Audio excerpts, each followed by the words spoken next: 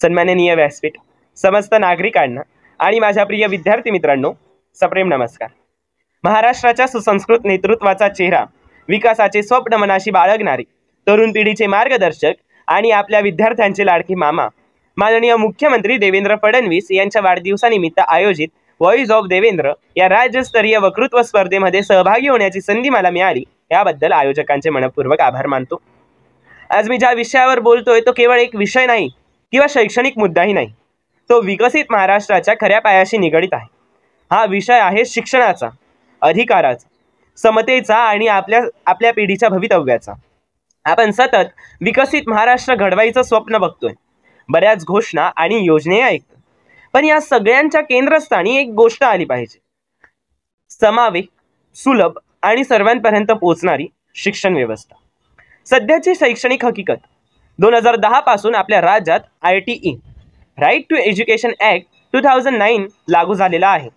या कायद्यानुसार वयवर्ष 6 ते 14 या वयोगटातील मुलांना मोफत व सक्तीचं शिक्षण देण्याची तरतूद आहे। त्या अंतर्गत इयत्ता 1ली ते 8वी पर्यंतच्या विद्यार्थ्यांना मोफत शिक्षण मिळतं।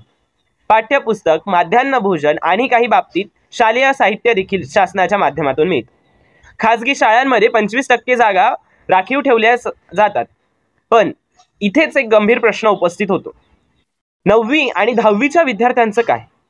हे दोन्ही वर्ग शालेय शिक्षणाच्या दृष्टीने अत्यंत महत्त्वाचे टप्पे आहेत।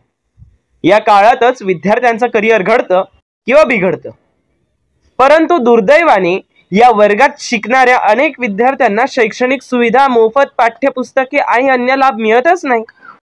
हे फक्त आकड्याचा प्रश्न नाही, ही वास्तवात अनेक विद्यार्थ्यांच्या भविष्यावर परिणाम करणारी गोष्ट आहे। शाळांमध्ये शिक्षक सांगतात, विद्यार्थी फक्त पुस्तक नसल्यामुळे शाळेत येत नाही। मग हे खरोखर विकसित महाराष्ट्र आहे का?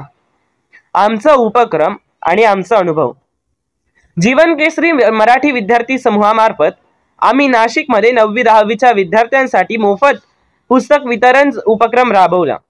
त्यातून आम्हाला एक गोष्ट प्रकर्षानं जाणवली, ही गरज केवळ शहरापुरती मर्यादित नाही, तर ग्रामीण भागात याची आणखी तीव्रता आहे।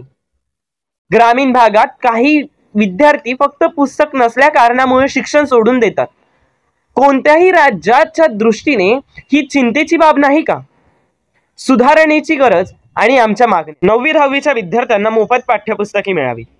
आपल्या विकसित महाराष्ट्रात 1ली ते 12वी पर्यंत मुलांना मोफत व सक्तीचे शिक्षणाचा अधिकार मिळावा। आणि वरील अधिकार असो किंवा विविध शालेय योजना, शिष्यवृत्ती, महाविद्यालय प्रवेश आदींसाठी जात प्रवर्गाची अट आहे ती रद्द करा।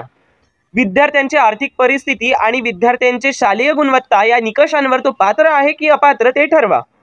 शिक्षणातील संधी या सर्वांना समान असाव्यात।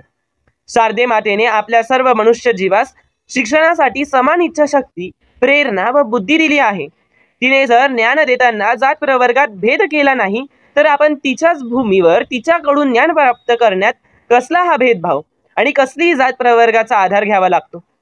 शिकणाऱ्याची पात्रता ही त्याच्या बुद्धीच्या आधारे ठरते। आज आम्ही बघतोय, अनेक विद्यार्थ्यांना तंत्रनिकेतन महाविद्यालयात प्रवेश घ्यायचा आहे, पण खुल्या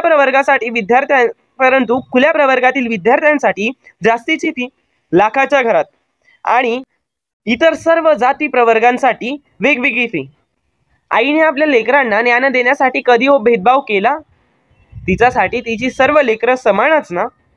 की आता आम्ही मानायचं, या कलियुगात विद्येच्या मंदिरात मोहमायेच्या राक्षसानं थैमान घालून त्या आईपासून आपल्या लेकरांना दूर केलं? शेवटी एकच विनंती आणि अपेक्षा, आज जर शिक्षणाला सर्वांसाठी सुलभ केलं नाही, तर उद्या समाजात असमानता वाढेल, शिक्षण तुटेल आणि विकासाचं स्वप्न अपूर्णच राहील। विकसित महाराष्ट्र घडवायचं असेल तर प्रत्येक विद्यार्थ्यापर्यंत ज्ञानाची संधी पोहोचणं हाच खरा विकास। जय हिंद, जय महाराष्ट्र, धन्यवाद।